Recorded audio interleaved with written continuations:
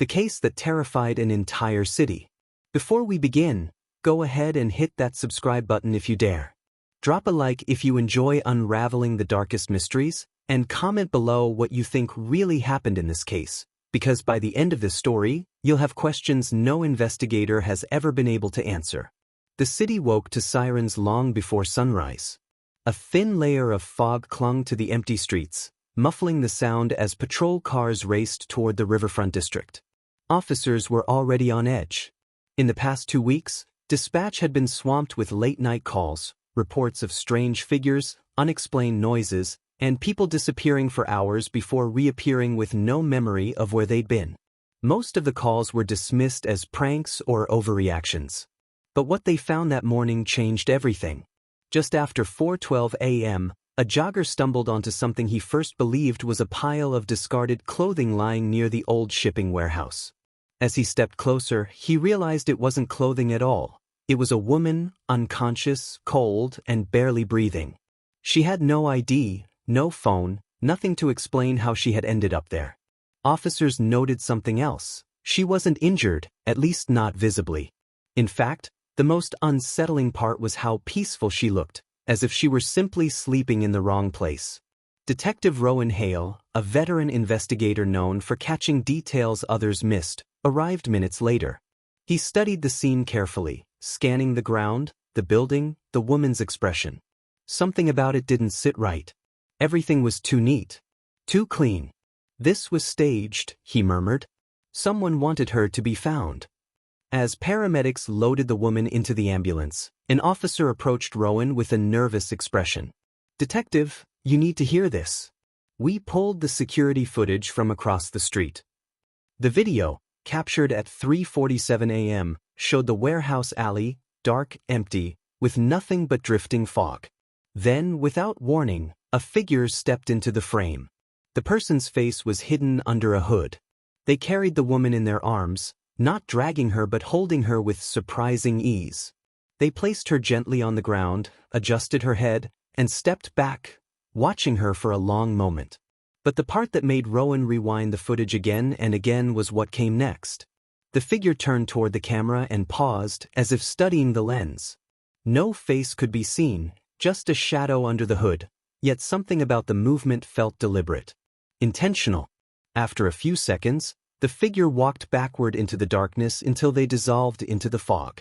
Rowan didn't like coincidences, and this case was full of them. The woman regained consciousness briefly during her ambulance ride but could only whisper one thing before slipping back under. "They said I'd forget, but I didn't." She never said who they were or what she was supposed to forget. Later that afternoon, Rowan received the full incident log for the past 2 weeks. 43 calls. All from different parts of the city. Different witnesses, different situations, different hours of the night. But every single one mentioned the same phrase: a hooded figure watching from the shadows. Still, none of those reports described the figure carrying someone. And none of them mentioned a woman waking with no memory except a single warning. As Rowan pieced together the timeline, a dispatcher rushed into the briefing room. "Detective, you need to see this.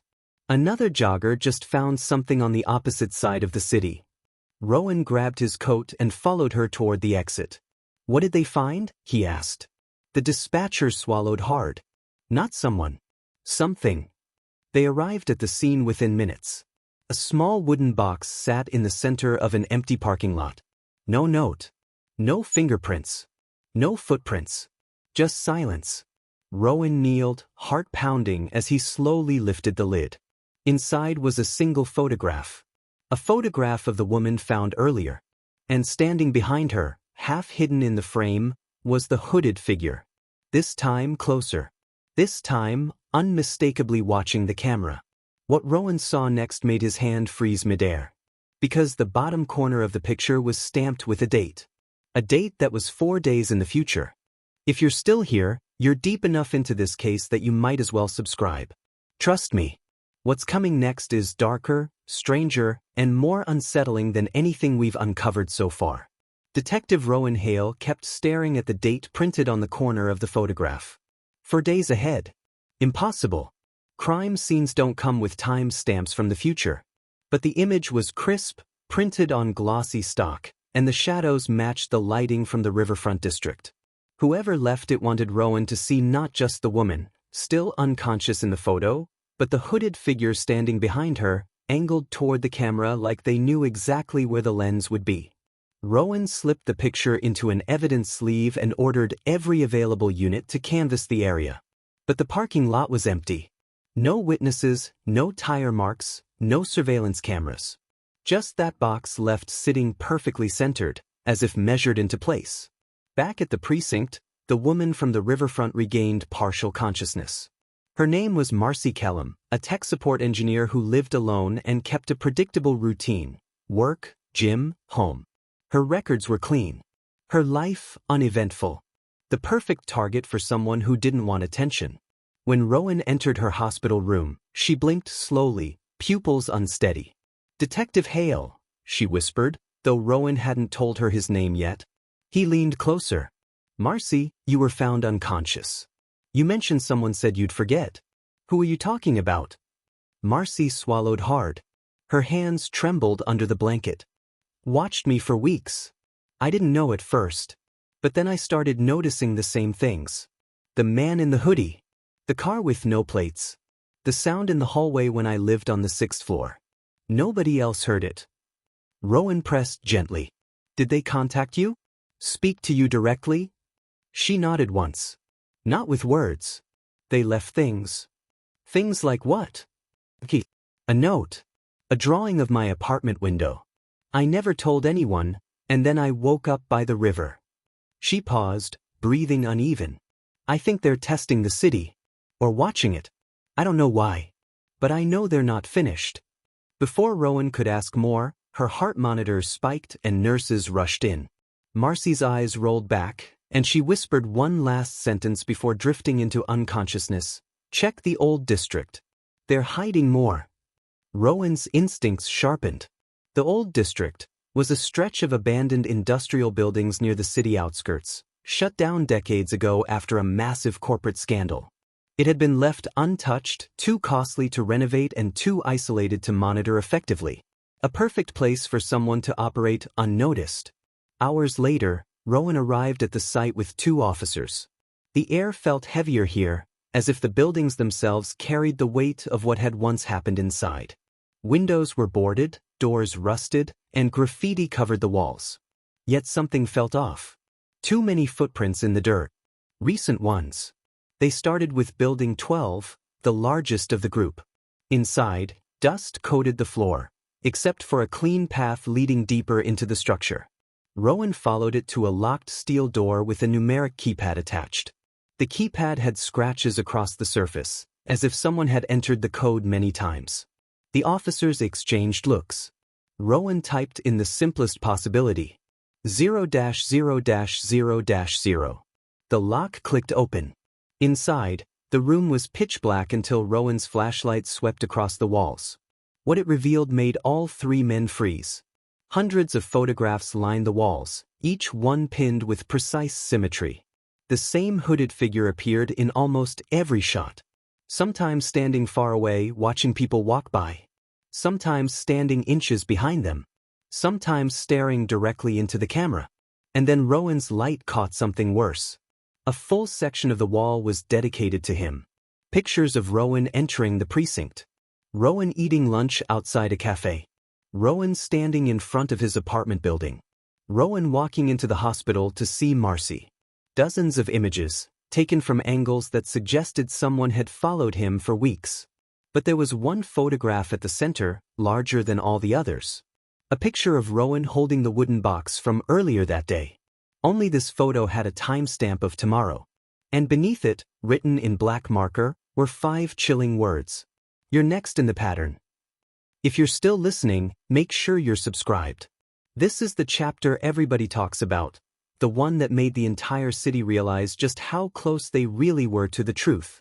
Detective Rowan Hale stood frozen in the dim room, the photographs surrounding him like a silent audience. His own picture, labeled with tomorrow's date, stared back at him with unsettling accuracy. He had been in this exact position, holding the wooden box, only hours earlier. Whoever orchestrated this wasn't guessing. They were predicting. Or worse, they were controlling the sequence of events. Rowan examined the wall more closely. Each person photographed had a pattern of dates beneath them. Some dates were in the past, others marked the day they were found, just like Marcy. But a disturbing pattern emerged. Every subject had 3 dates. Observed. Placed. And the third was always the same word, reset. Rowan's stomach tightened. Marcy had been placed by the river. But what did reset mean? He scanned the wall for her name. When he found her section, he felt a chill run down his spine. Her reset date was tonight. He immediately called the hospital. "This is Detective Hale. I need an update on Marcy Kellum, now." The nurse on the line hesitated. "Detective, she's stable. But she's been asking for you. She said she remembered something important." Rowan didn't wait for more. He sprinted out of the building, his flashlight beam bouncing across the concrete. Officers followed, but his mind was already racing ahead. If the pattern was real, if the dates meant what he feared, then whoever was orchestrating this wasn't just watching the city. They were scheduling it. By the time Rowan reached the hospital, night had fallen. The lights in Marcy's room glowed softly from the hallway. He pushed open the door carefully. Marcy was sitting upright, eyes clearer than before. "Detective, I know who they are." Rowan stepped closer. "Tell me, what did you remember?" She hesitated, as if weighing every word. "It wasn't random. None of it. I saw them before I was taken. Not the hooded one. The others. A group. In the old district. They were tracking people. Studying them. They said the city was a test site." "A test for what?" Rowan asked. Marcy swallowed. "For how people react when someone watches them. How behavior changes. How fear spreads." Rowan's jaw tightened. "A psychological experiment?" "No," she whispered. "A control experiment." Before Rowan could respond, the lights flickered. Twice. Then went dark for half a second. And from somewhere down the hallway came the unmistakable echo of footsteps, steady, slow, deliberate. Rowan moved to the door, scanning the corridor. A security guard stepped into view, hand on his belt, eyes tense. "Detective, we've got someone on the West Wing cameras. Hooded figure. They're moving toward your floor." Marcy gripped Rowan's sleeve. "That's them. They're finishing the sequence." Rowan escorted her behind the bed as the guard radioed for backup. "Unit 4, we need immediate." His words cut off as the hallway lights went out again, longer this time. When they flickered back on, Rowan saw the hooded figure at the far end of the corridor, motionless, facing them. No rush. No attempt to hide. As if they were simply waiting for Rowan to understand something. And Rowan did. The photographs weren't threats. They were instructions.